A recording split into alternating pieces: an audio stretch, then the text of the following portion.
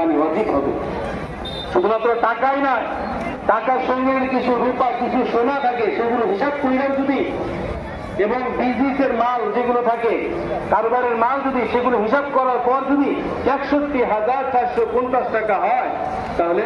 তার উপরে কুরবানি ওয়াজিব, কুরবানি করতে হবে। এই জায়গায় এবং বলা হয় নাই যে তুমি একাই বড় একটা জানোয়ারকে কুরবানি করো, না, আমি একা পারি না, দুইজনে পারি না, 3 জন 4 জন 5 জন 6 জন 7 জন পর্যন্ত, একটা বড় জানোয়ারের মধ্যে 7 জন পর্যন্ত মিলে আমরা কুরবানি করতে পারি। আর যখন একটা বড় জানোয়ার 7 জন মিলে করতে কুরবানি দিতে যায়, তখন 7 জন মিলে করতে খুবই 4-5 হাজার টাকা করে ভাগেও করতে পারি।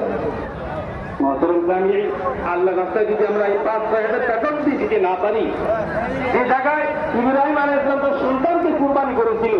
আর এটার পরিবর্তে আমাদের পশু দিতে হয়, আর সেই পশুটাও যদি আমরা